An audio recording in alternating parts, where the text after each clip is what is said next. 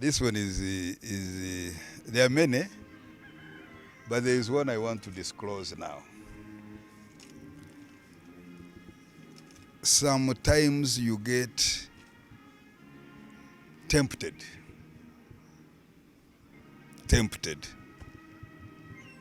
I remember it was 1998 when I went to Congo up to around 2001. When we came back, we were not satisfied. And we somehow disobeyed the commander-in-chief.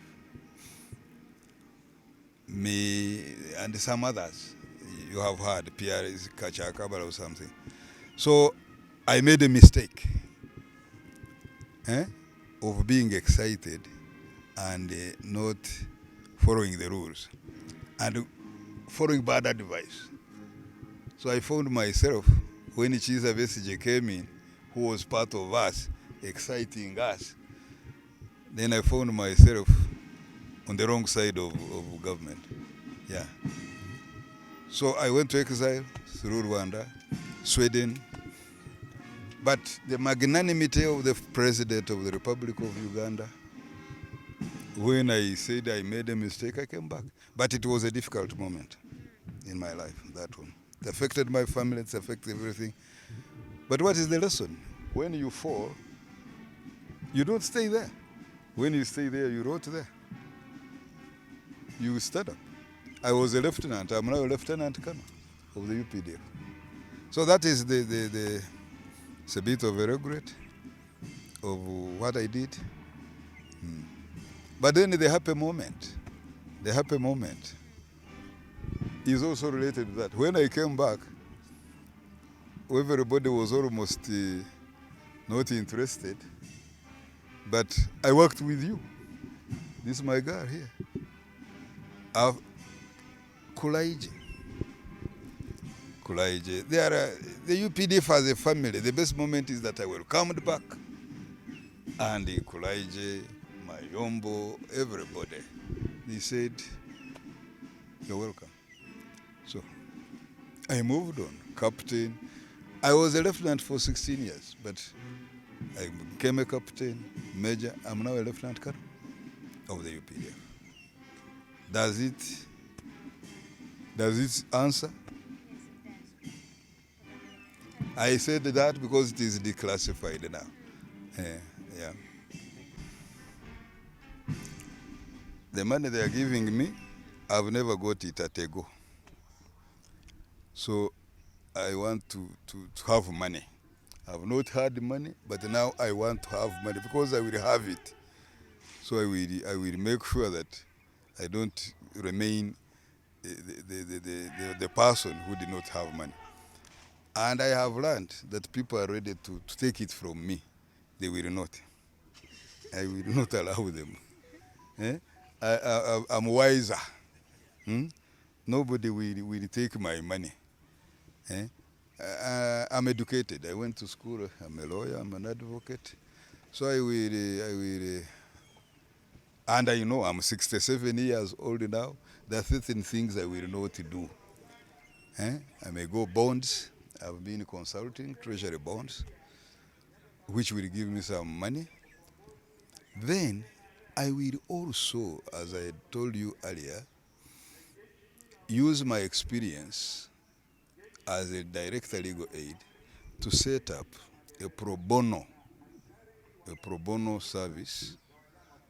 I will team up with some young lawyers.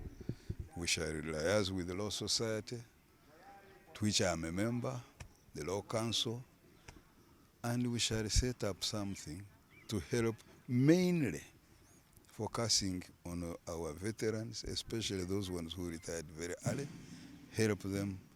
We liaise with the legal aid clinic of the veterans, wherever I will be. And I want mine to be national. I will not restrict myself to Kanshana and Ruchiga and Kigezi. No. We shall approach people using all the legal mechanisms and help our own veterans and the civilians. Number two, under the law, we shall be members of the reserve force. It means we can be called upon to give whatever we can. In the case I'm called upon, I am ready to come and offer all that I can. So mine will mainly be in the realm of the law, which I have not had time to practice with the civilians, although I have practiced it with the army. So this time, I will have a time to practice the law under pro bono. That's what I will do. People, which people?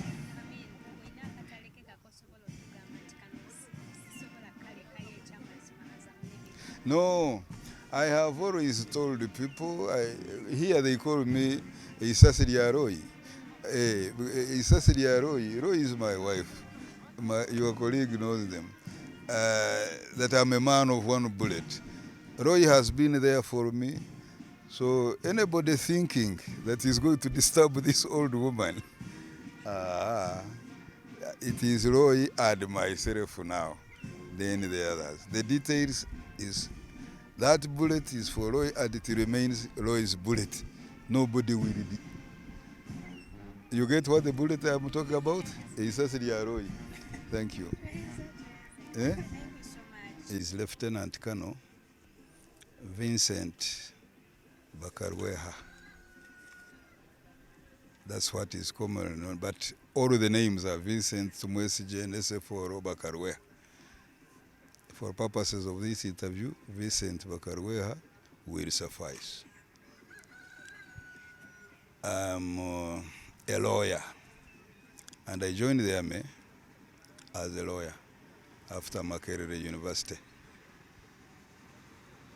When I finished Makerere University, the situation was so bad then, the governments, we felt we should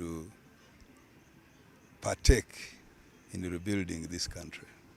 I will not go into the history of the past regimes, but it was not good.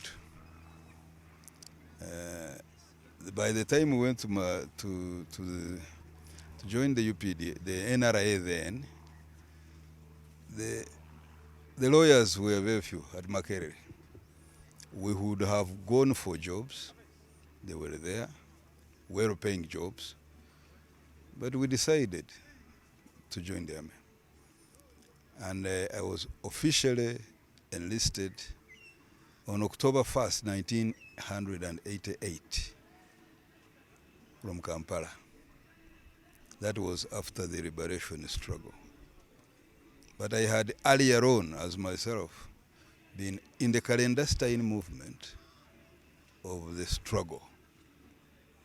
But my official enlistment was 1st August 1988.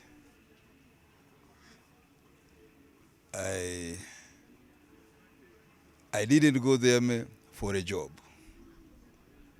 I went to the army for the well-being of this country. If I had gone for a job, I would have done much better financially.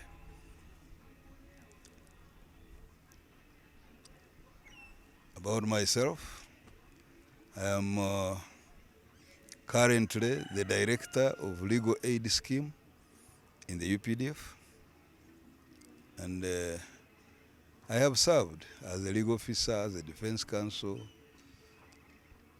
So that's briefly about myself. I'm a married man with a family, comfortable, with 5 children, whom we have all managed to educate. I like it.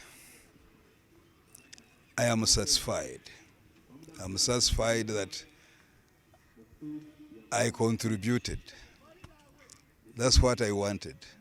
When I see you young people, including my own, dancing at night, which was not available then, I feel gratified. The 35 or so, I've served for 35 and some 7 months. To me, when I look back, I'm really satisfied.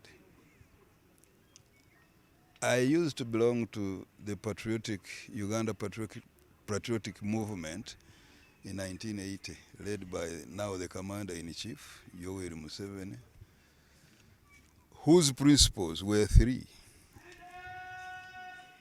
unity, clean leadership, and peace.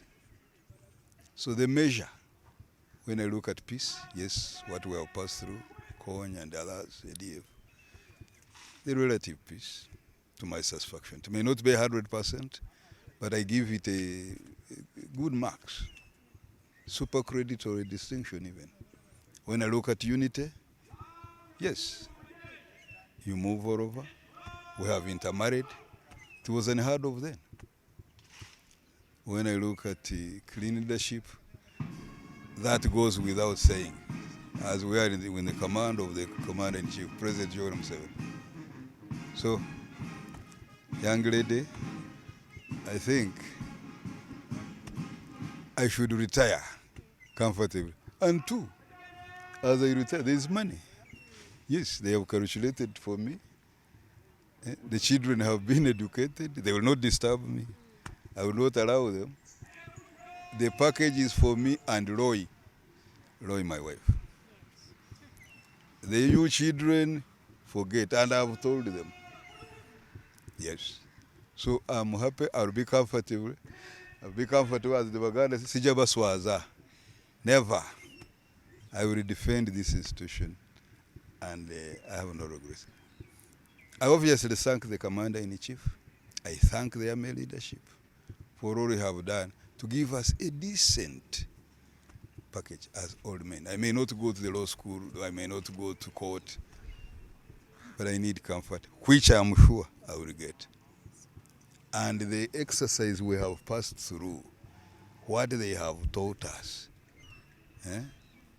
I'm going a very enriching person.